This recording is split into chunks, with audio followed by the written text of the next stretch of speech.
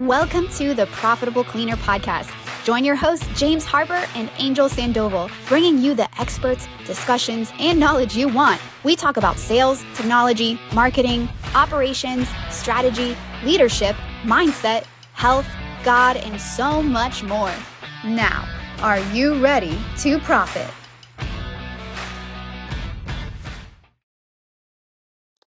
All right. What's up, everybody? Welcome to the Profitable Cleaner. It's always a good time to be here with y'all. Today we have a really special guest.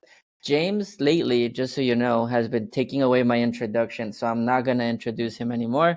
I will let him introduce himself. But today we have Miss Alejandra Malo, founder of Pink Team Foundation, Pink Team Cleaning Services, and also has cleaning services down in Mexico called Pink Team. Alejandra, welcome to the Profitable Cleaner podcast. Thank you. Thank you so much for having me, guys. So happy to be Super here. excited to have you here. And now I will introduce my co-host, Mr. James Harper. James, how are you doing? I'm excited, man. And Alejandra, we're privileged to have you on the show. Excited to learn from you and really dive into the multiple things you have going on today. Yeah, I mean, first things first. For those that don't know you, no one's ever met you. They're like, what? Pink Team, Cleaning Services, Pink Team Foundation. Why is there so much pink? She's wearing pink on the screen. For those that don't know you, tell us like the 1 to 2 minute story of who's Alejandra and how did you end up here today? Okay. Well, I'm Alejandra Malo, and I'm the founder of Pink Team Group. Pink Team Group has 3 companies now, which is Pink Team Cleaning Services, which is the one that started everything 12 years ago. And then around 5 years ago, I started Pink Team Rentals, which is a short-term rentals. And then the Pink Team Foundation that has been only for like a year. And well, with the 3, I mean, it has been like a roller coaster, you know how it goes. And the first one expanded already to 5 states now. We are in Kentucky, in Illinois, in Texas, in Georgia, and everything started here in Indiana and also in Mexico. And so we have around 80 workers. And well, that's pretty much the summary of it. Yeah. So Pink Group, I forgot. So you're right, rentals, cleaning Yeah, services, and now the foundation. exactly. Real quick, did it start in Mexico or did it start in Indiana and then expand it to Mexico? Exactly. It started in Indiana, in Lafayette, Indiana, and then it expanded to Mexico. Because I'm originally from Mexico, even though this is my adopted home now, but everything started in Indiana, and I'm originally from Mexico. Yeah. I don't think I've met somebody yet, and that's just me, that started in the US and then decided to jump into Mexico and try to open up the services over there. What got you to say, you know what? Let me go back to my hometown, because I would love to provide jobs in my hometown, but I've yet to do it. So what made you jump out to Mexico, Querétaro specifically, right? Exactly. Well, I have, I'm coming from a family of entrepreneurs. My dad is a serialpreneur. That's why I'm like this, I guess.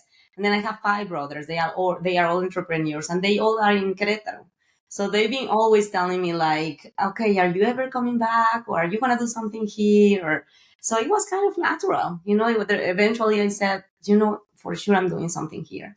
So there was like a year where I tried, and then I couldn't because it's so much paperwork. And then I went back, and then I said, okay, I'm serious about it. I really want to open here. So everybody started kind of like helping me with so there's a lot of paperwork and laws and just things that I'm not familiar anymore. And I stayed there for like 4 months one time, just doing that until I finished the whole complete process. And that was a long time ago. That's probably, it's been maybe like a year and a half, 2 years ago. So it is still small, but I think that it has been very good to have it, I'm happy that I did. That's interesting. So your dad is an entrepreneur, serial entrepreneur, Mhm. and then your brothers are serial entrepreneurs. So what were some of the top, before we go into like the cleaning side or learn a little bit more on that, I'm just curious, like what were the top 3 lessons or values that your dad gave you that has made everybody be an entrepreneur? Because it's not normal for everybody to be an entrepreneur. Your family is literally all entrepreneurs. What were some of those values? I think that, I mean, I just never questioned that it was another route. I thought one day I will be an entrepreneur. It was kind of like normal since I was born, because I hear that in the family all the time. He was always talking about, and like the clients and the banks and stuff like that. So for me, it just was normal. So I studied accounting and finances, and I thought about working. And when I finished my school, I did 1 year of economic science in France. And when I came back to Mexico, I was like, what am I going to do? And everybody told me, oh, of course you're going to work for your dad. And I was like, I don't want to work for my dad, and then nobody's gonna ever know that I could be good. Everybody's gonna think, well, she's with her dad. She's just good. They say she's good because she's with him. So I was like, no, I need to be working somewhere else and be good at it. So then, and eventually I thought of working for him one time, but it never happened. I ended up working for an auditor's firm, and then I ended up working for a German company. And I came with this auditor's firm. I came to Philadelphia to work for a year, and then I went back to Mexico and started working for the German company. And they brought me to the United States, actually, and that was nice. That was a wonderful experience. I learned a lot. It was an automotive firm, and they took me also later to Germany and to Hungary, and I lived there for a year. And after that, I came here to Indiana, and that's when I said, you know what? I think that I have to open something. And I wasn't really clear of what to do. I just knew that I wanted to open something. I didn't know what. And I didn't really have much money. I just bought a house in my hometown, a little house, with the money that I had. And I had like $300 left. I didn't have much. And I said, but I do want to do something. And I remember it was like after Christmas, that it was all snowy and there was absolutely no way we could go out of the house. So I started doing my logo, and I started kind of like dreaming about how can I call the company and what can I do. And then I said, it's going to be cleaning. And then, and then I choose the color, and then I start looking into, there is like, I wanted to do something that had an impact in case I had to close later. So I was like, okay, if I need to close later, at least I want to close being happy that I did something for the humanity. And that was joining cleaning houses for women with cancer for free. So I did that. And my first hire was a handicapped person. And I was like, okay, so if I have to close now, at least I help some women that were struggling with cancer, and I help this person. And then after, it started just growing. I didn't have to close, even though I had so many problems in the future that made me wonder if I had to close or not. But that's the beginning, And then I thought, you know what? I mean, every time I had a problem, I had someone of either my brothers or especially my dad, that I could call, and he's super optimistic. So he will be like, I think that you asked me about the values. I will say he was just like, he's an extremely optimistic person. There is no problem. You could come to him and he will not say, well, but that is good. He always sees the good side. Oh, you learn this, you learn that, so you can do this, you can do that. And I think that was always his way, being optimistic and very resourceful. He's very resourceful. And, and then I guess talking about businesses all the time. So it was I feel like it was a natural thing. Yeah, no, I would agree. So I know James is gonna have a question. I just wanted to touch on two things. One, um, you said you taught us a lot of little lessons in that story. One of them is basically like, what is your normal? As a question, if you're listening to this, what is normal to you? If it's normal for you to be complaining, to see people that are broke, to see people that are not getting after it, then you're probably around the wrong people. Because I love how you said, it's like, what do you teach you? Like, that was just my new normal. I knew I was going to own a business. I knew I had to be an entrepreneur. I knew it was part of my journey. Like, client calls, banks, issues, problems, cool. Like, that's part of who I am. So I think that's a huge lesson for those listening to this. Because if it's not part of your lesson, like if you're an entrepreneur but you don't have that community around you, then you probably want to change that community. But I'm not gonna take over. I know James has a question. Go for it, man. Yeah, Alejandra, when you're speaking, you just make the growth that you've experienced sound so effortless. You're like, oh yeah, I became an entrepreneur. I have these 3 companies. 12 years ago, I didn't have a logo, and now I have 3 companies, and now we're in Mexico and 5 other states. Just sounds so effortless. I want to talk about when you started your company and you really started to see some growth, like maybe that first group of employees you hired, and then what time frame did that growth really happen, and then when did you start expanding your business into other states, and then like the rentals, and using business number one, your cleaning company, to do other things. I'd like to just hear more about some of that expansion. Exactly. Okay. So then, yes, it sounds natural because we're talking, but I guess during those 12 years, I was facing several problems where I was thinking, maybe this is it. Maybe I have to close. And, and many times, and I think that it was, those are the moments where you end up calling that people that could tell you, yes, you should close. I mean, it's not worth it. Or you end up calling the right person that tells you, oh, yeah, it happened to me too. I mean, just keep going, you could solve it this way or that way. And so the expansion happened once I felt that we grew here word of mouth here in this little town. And I always, it's not because I didn't want to grow, that I didn't know that it could grow differently, like with marketing and stuff like that. But every time I was going to hit something in marketing, I couldn't really do everything. I was thinking, of course, if I do any publicity, yes, they are going to call us. And I don't have the personnel. I wish, like, I think it's the problem that everybody has, that is like, hey, what if I send you 100 clients in once, and the best clients ever, and you are going to be like, oh, that will be amazing, but really not, because you cannot just grow organically. Okay, now I'm small and now I'm super big. And I mean, I actually didn't know all of this until it started happening, that I couldn't grow more, or you couldn't grow faster. And I didn't want to, I was just living the situation without knowing. And I guess what happened is that we start getting good at something, like, for example, we start getting factories. And that's still what we are looking for, to have more factories, because that's what we are very strong at. So what happened is that we were doing houses, for example, and then suddenly we said, we cannot continue to do everything. Anybody that calls us, we cannot just do it. We have to choose now, because we don't have enough personnel, or you start training your personnel in one way or another.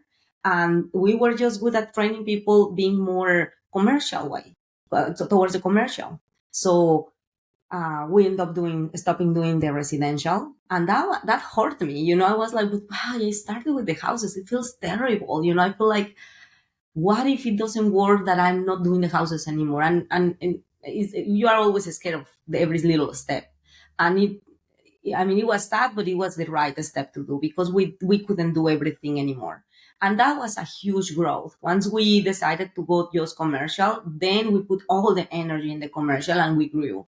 And then after that, I think that happened, that we start getting the calls from it started with other cities. Like, okay, can you do Indianapolis? Can you do Crawfordsville? Can you do Frankfurt? Here in Indiana?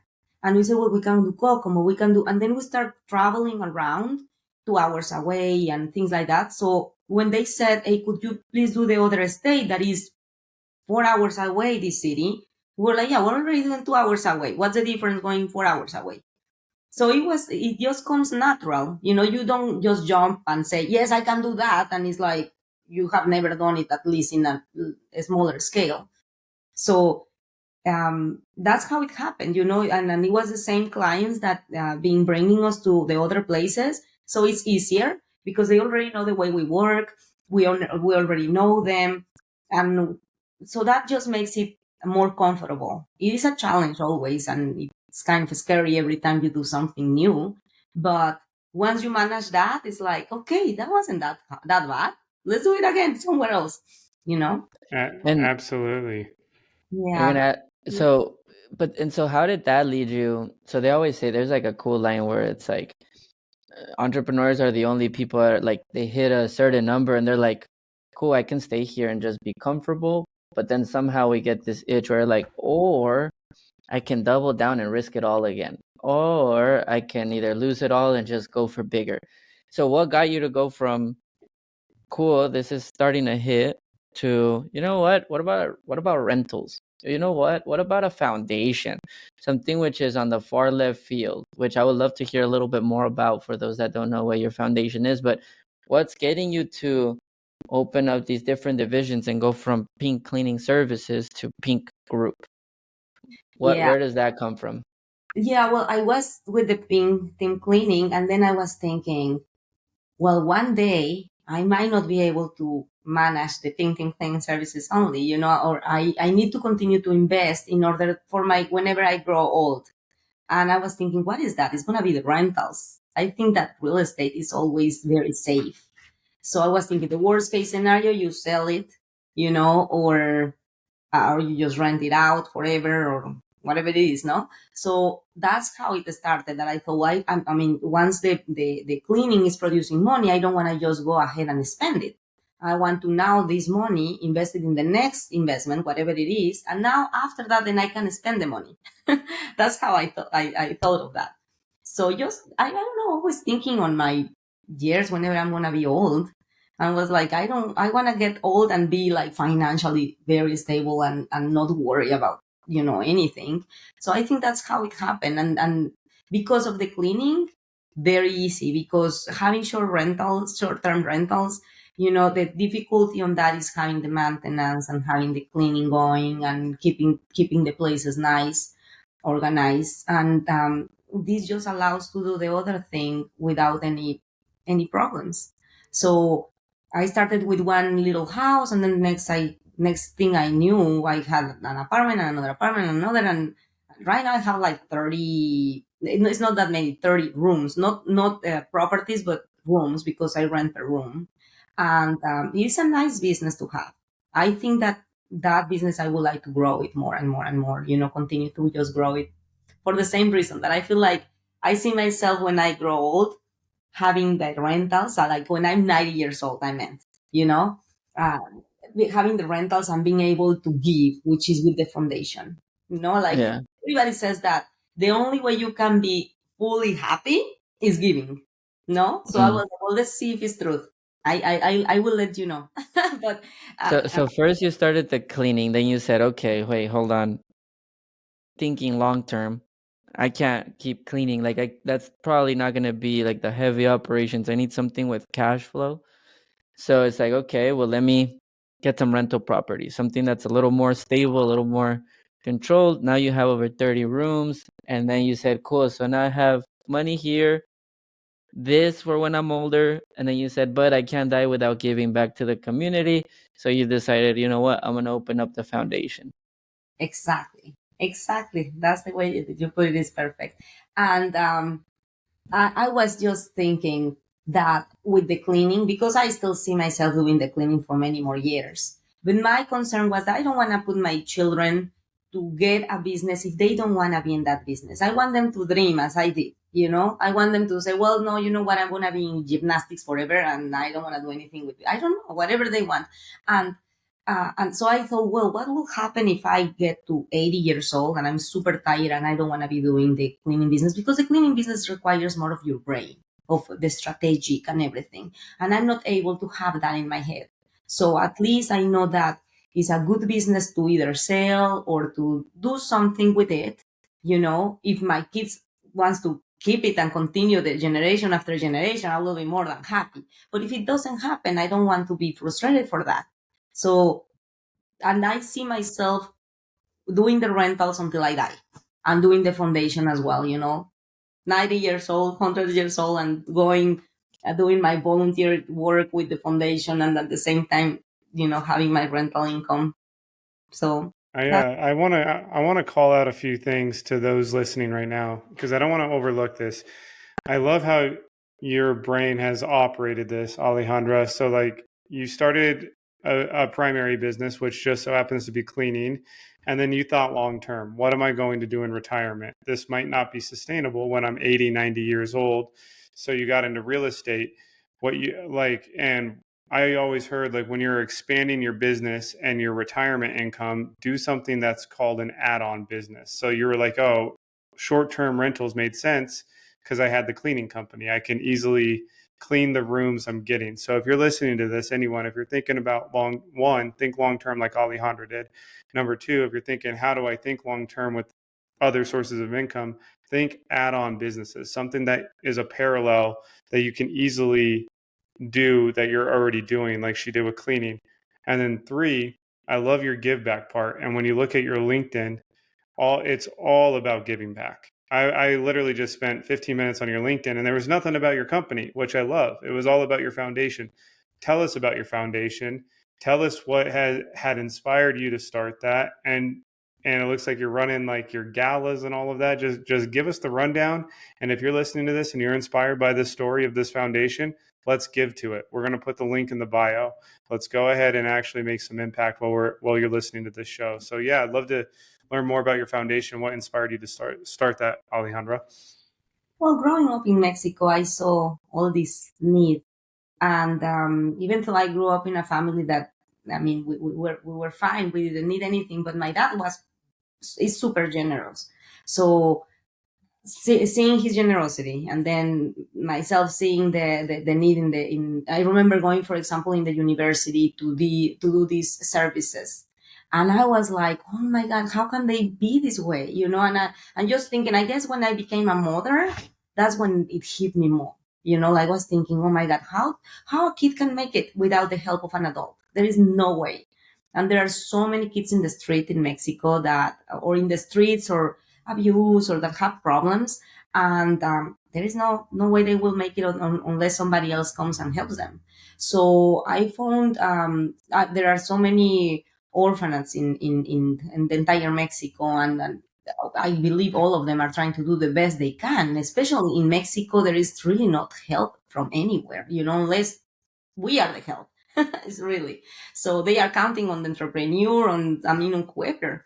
And I met this orphan place, this beautiful place, La Alegría de los Niños, this last visit, and I was crying of happiness with them, because I thought, wow, this person, his name is David, with his wife, they've been doing this for 28 years, and they made an idea of, before, in order to adopt a child, you should wait like 8 years, and now they changed the law in Mexico to 2 years, and which is incredible. They did that, this couple, and then after they did that, now they have, as a challenge for them, they get the kid in between 0 and 10 years old and transform their lives in 2 years, because in those 2 years they get the child, they they have therapy, they put them in perfect condition mentally and physically, and then also find a family for them. So these kids are able to have a family after 2 years. And the problem here is that they only have 100 seats, or some 100 beds, let's say. So I mean, for the thousand of kids or millions that are outside, we need more than that. So he says, you know what, once a kid gets here, they made it, because now they will for sure have a loving family. The problem are all the kids that are in the streets, and they need, so that's why, I said, well, you know what, I think this is the best place where we can help, because he already has a system and everything. And a lot of the orphan places are trying to learn from him to do the same thing, instead of getting the kids and keeping them there. I mean, why do you want a kid in an orphan place for 15 years? You want them to be able to have a life, and just being like a revolving door, going. So I think that the doing the foundation, it was just coming back to the roots. I mean, when I started the business, I started with the giving. Let's help the woman with cancer, no? And I thought, well, if nothing happens, I already did that, and it comes back way more, like way bigger. Everything you give, it just comes back to you, like in different ways. I don't even know why, how, I don't know, but and it's a way to make myself happier. It makes you happier, when you see a purpose in life, that is not only, okay, I mean, you're providing jobs and trying to do your best and doing the right things, but when you also give back, then it's even like, it makes you even happier. All right, hang with me for the next minute and a half. We got a quick break here in the Profitable Cleaner because we're officially official. It's like I like to say it. Why? Because I get to take this break and introduce our sponsors. First sponsors is USource. So go to usource.com. That's usource.com. This is a business management platform for facility services companies. No more chaos, unnecessary admin work, or just having to consolidate information. This is about you not being the source of information anymore and having a platform that can give you the accessibility, visibility, and control over your operation. So see more, do more, whether you're one employee or 3,000 employees. This is the platform for you. So check out our sponsor, usource.com. Our second sponsor, dayporter.com. They will help you with all your outbound, LinkedIn, email, call, and they're going to do it with a team from Latin America. So make sure that you reach out to them, dateporter.com. They can help you hire your next superstar and give you the strategies to go book the walkthroughs that you're looking for. The third one is going to be Melgar Consulting. That's alexmelgar.com. If you're hovering around the $5 million range and you're in the facility services industry, want to hit those 20, want to keep bumping your head and really want to scale, he is going to be able to consult and help you have the right foundation, the right structure, and the right strategies, and the right advisory and consulting to get you past those 5 to 20 million. So go to alexmelgar.com.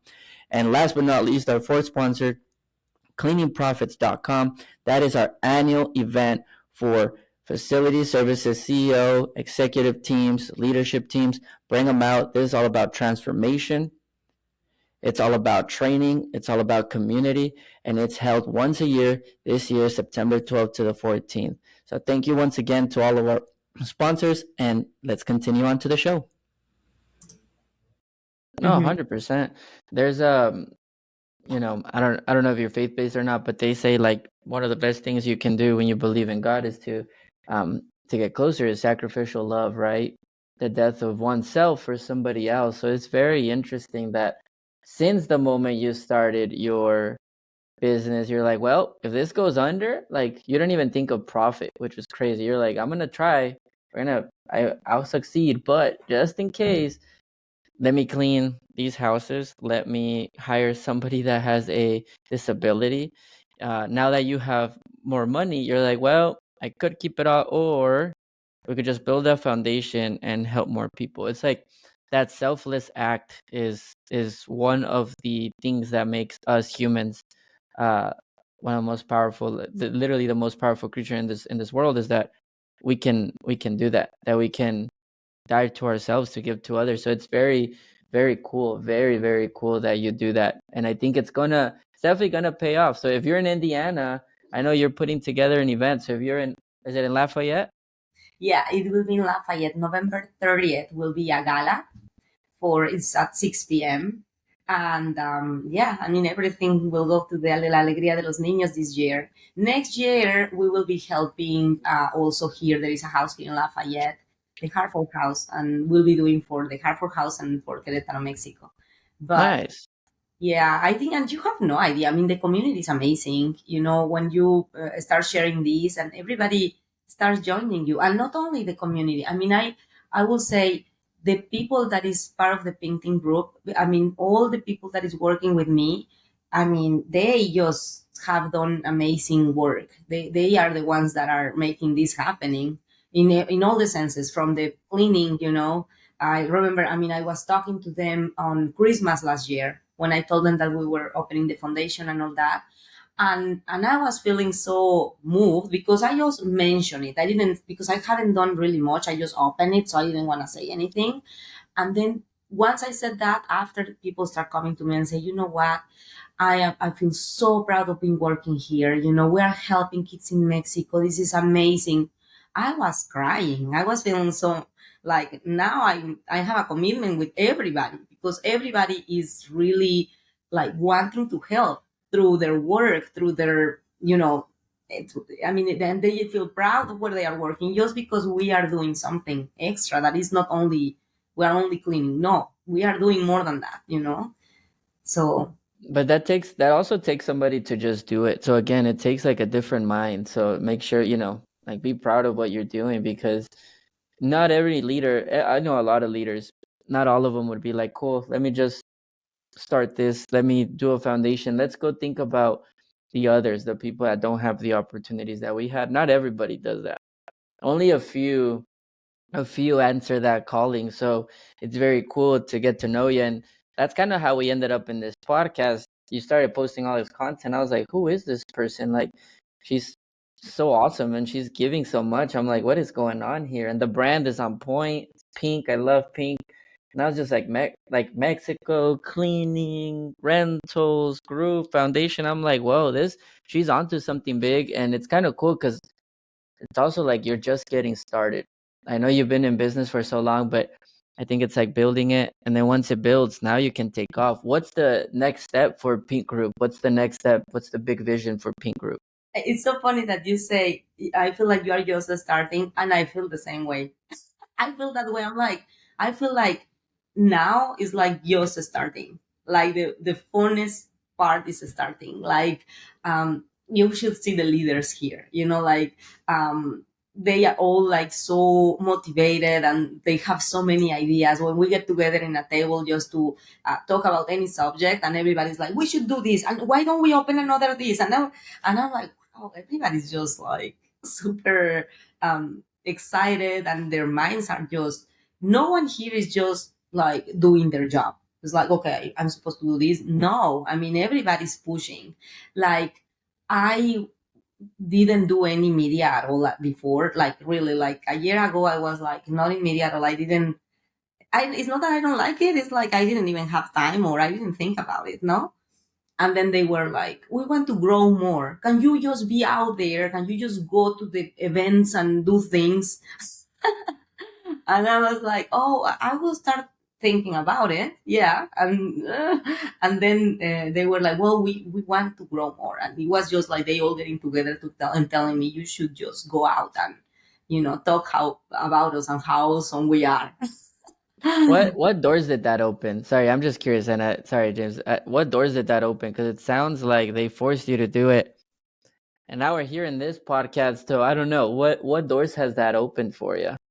I really don't think that, like, I would have not probably done the foundation, because that gave me time, that free me time, having good leaders, having people that is compromised and excited with the same projects and everything. This strong team makes me have more free time to be more productive or to create more. So I believe that I have been just very beautifully surprised with the foundation now. Like, I will I would have not even think about it if I was all busy, just as I feel like I was that way, more like focusing in the business, focusing in, you know, and now that I'm more focused on also going out and everything, then I hear other people giving us more advice of different things, not only the foundation, but about everything. And I mean, it just makes my mind more clear, and it makes me more open and more receptive and bring more ideas to everybody. I cannot say that, okay, we got more clients, because I don't think it has happened that really, or maybe because I we don't get the know. clients. So, but I you just never have ever said, because I saw you in your networking. I guess they say, yes, we have seen the networking. I really don't know if it's a combination, really. but Maybe. you said something that real quick. I don't want to.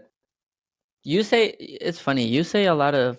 You've dropped a lot of value and nuggets that if people are listening properly, you have a lot. You're dropping a lot of value. One of them was when your team stepped up, right, and they removed all these tasks from you, and you stopped just being in operations. You were able to receive more. You had more free time. A lot of people get scared with free time. I know a lot of leaders that like they want their time, but they wanted to rest. They wanted to do something else. But you got back time, and you're like, okay, I have time now. And like you just said, you were in. I visited a friend. He calls it receivership. He's like, you just you open up so much time for yourself that you're able to sit and receive what the world, what God, what your visions are, what you can start doing. And so it's cool that your team allowed you that, because you almost like sat there and you're like, oh, I have time now. And then boom, foundation, boom, people, boom, content, boom, this. And so sometimes for those listening, you got to have the right team, not for a return on investment, but for a return on time, because then time lets you process what is going on, and then you're able to build something bigger. So that's very cool. James, you probably had a question. So sorry, man. I just love, I'm in this weird theme of receivership, and she mentioned it. So I love it. Yeah, actually, mine kind of goes a little bit to that. I'm hearing you talk, and I feel this infectious energy, right? And I believe that is transpired from leaders to the people that they work with. And you said when you started your foundation and you just saw this, like everyone wanted to get involved. And we at our last event, we gave away an award called the Giver Award to a company that gives back the most to their community. And we recently just did a podcast that hasn't been released yet with that leader. And she said, when we put giving at the center of our company, the employees just like latched on to it. I'm curious from kind of a business and a giving perspective, when you put the foundation at the forefront, like this last year, it sounds like it's been really heavy. What has that done to like your business culture, specifically with your cleaning company? Well, I guess that they were already givers, everybody here. Um, because as soon as I said about the foundation, everybody jumping to say that's good, that's great, that's everybody got excited. I have seen people, when we the last meeting we had probably like 2 weeks ago, and we put up a video of the place where the money is going. And we were like 40 of the professional cleaners together and some administrative personnel. When I turned to see them, I wanted to cry, but I was thinking, it's me. I'm always crying. I feel like I have to hold my tears constantly. So then I turned to see everybody, and I saw a lot of people and I was like, well, that's nice. Everybody's touched. Everybody wants to help. Everybody feels the happiness of the giving. And I believe that, not long time ago, we had one of our cleaners had a tragedy. I mean, it was very sad in her family. She lost a couple of members of her family. It was really, really sad. And we sent that for the first time. We sent like a whole group chat to everybody to say, if you want to, everybody should know, and if you want to help or something. Oh my God, you should have seen that. I mean, it was like everybody said, please, I want to give her from my paycheck, please remove this much. I mean, it was ridiculous. I was crying when I hear the news, no, from her. But but then I was crying of seeing the amount of love, the support. Everybody wanted to do something. I still now, because everybody's touched by this tragedy. But I just think that, there is more good in the world than bad.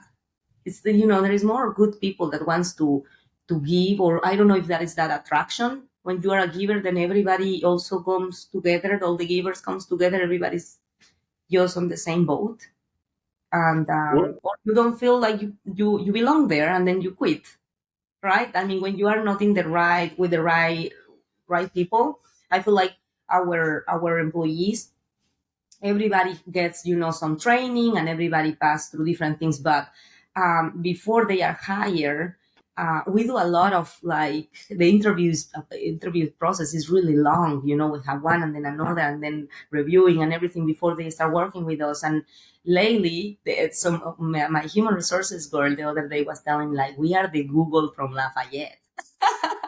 And I was like, oh, that's so cool. She's like, yeah, there's a line of people trying to work with us. I'm like, yes. And, that is nice. That means that in between workers here, they are saying, I like working here. You should go and apply. So I'm like, well, we have that luxury, that we could choose the best, choose the best, the people that more matches our beliefs and our ideas and our philosophy and attitude. Attitude is the most important, because we can't teach that. We can teach how to clean. I mean, for sure everybody could learn how to clean, but the attitude, that is like, there is no way.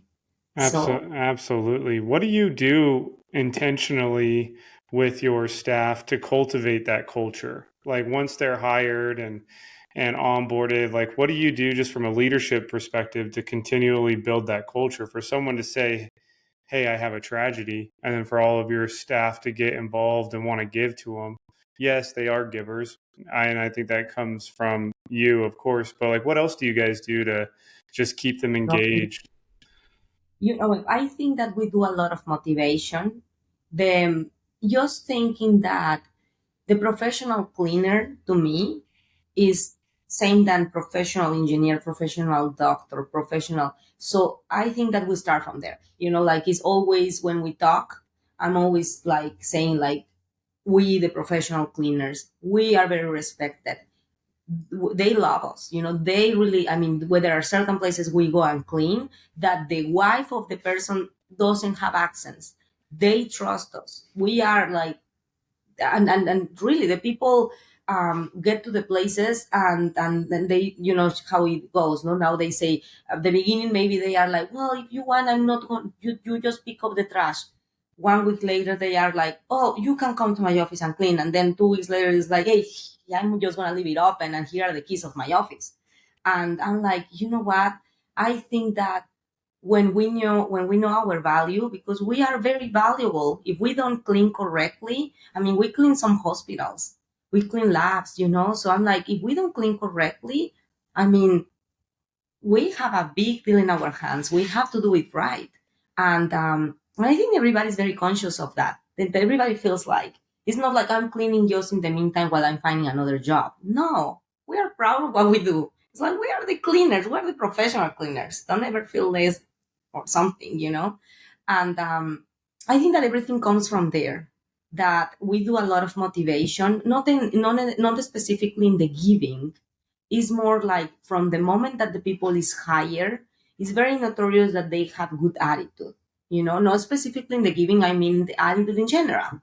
I feel like the people that is good giver is because they are just good in many other things that is not specifically the giving, but like the respect of, there are 2 shifts, I need to leave my closet clean and my cart and my mop or whatever, because the next person is coming, and I think that the other person wants to find it nice. So if they are people with good attitude, they are going to do those little things that means a lot to the next person. It means respect, means everything, even love. So I like that though. You're right. You're right. We think of giving a lot of the times of like monetary giving, gift giving, but no, you're right. Hey, the next shift is coming. I gotta make sure that the janitor got set up. I gotta make sure I didn't leave them with additional work. I gotta make sure that when they show up, they just do their job. So cool.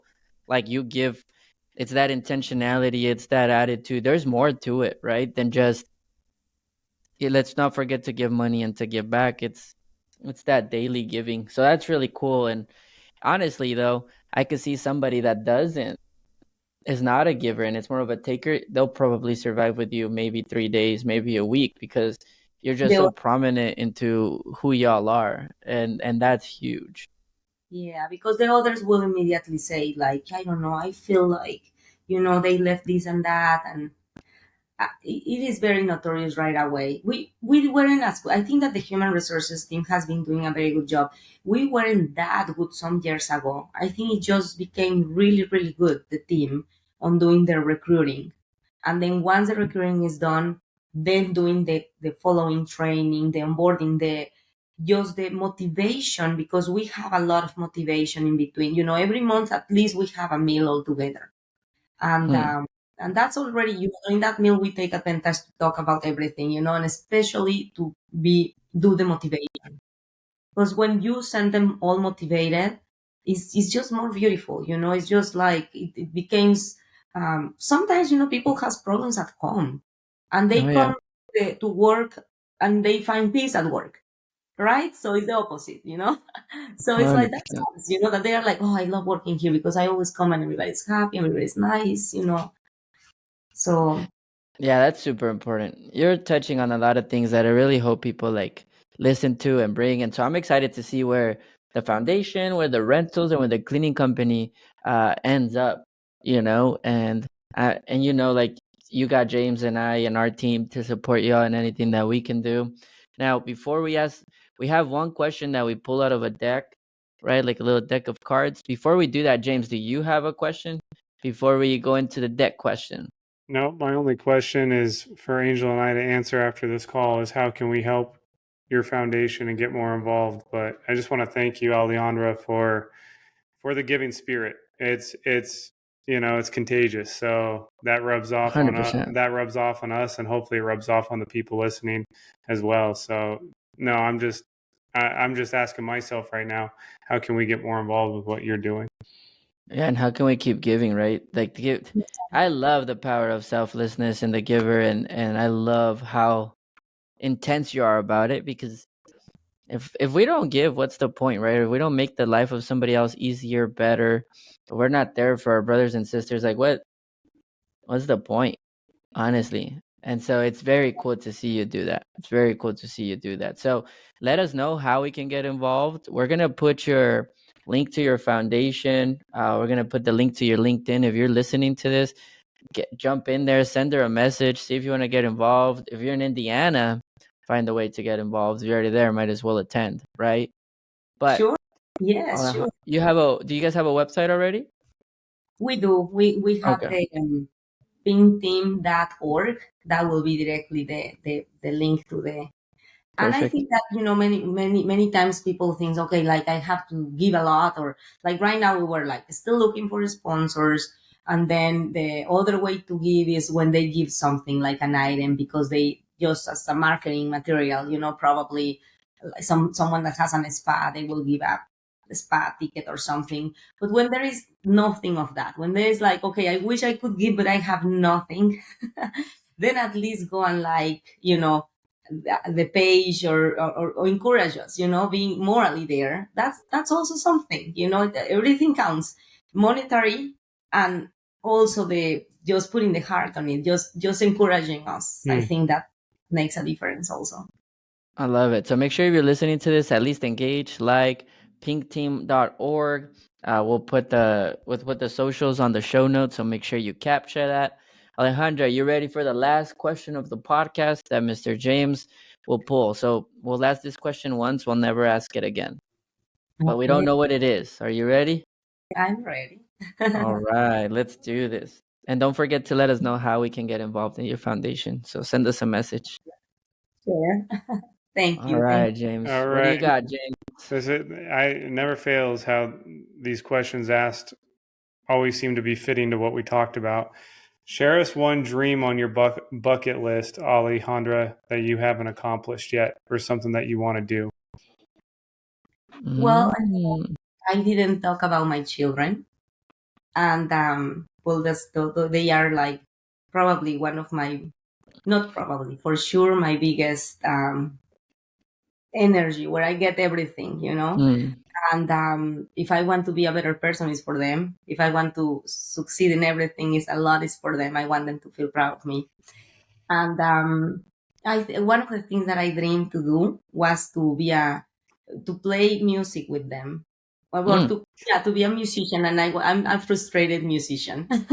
But you know what happened? That my children, 7 and 9 years old, Isabel and Alexander, they start playing they play three instruments: violin, guitar, and piano.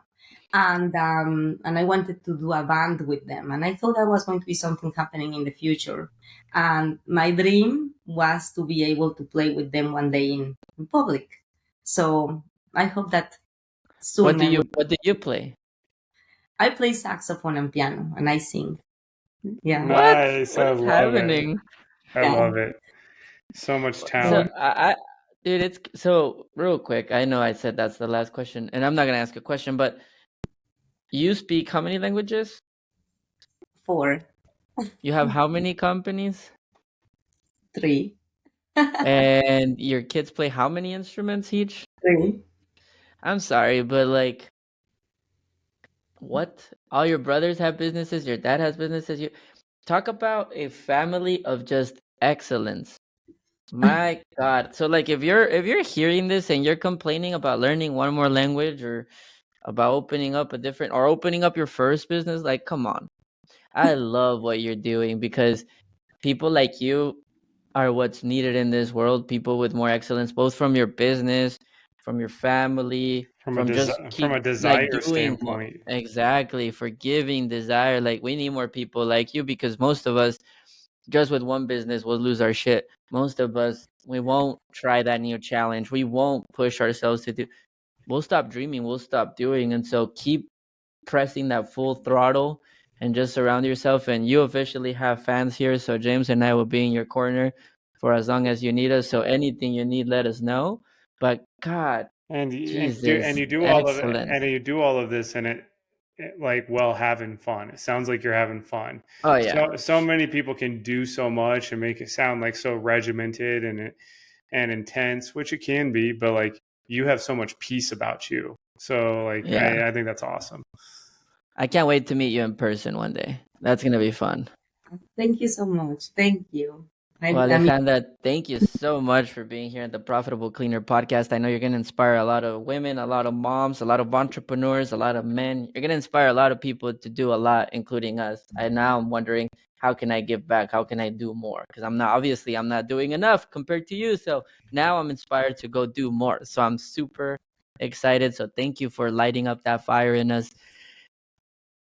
James, thank always a pleasure to co-host with you, brother. And for those listening, connect with Alejandra, connect with us. God bless, and we'll see you in the next episode. you. Thank you, guys. Bye, Bye. guys.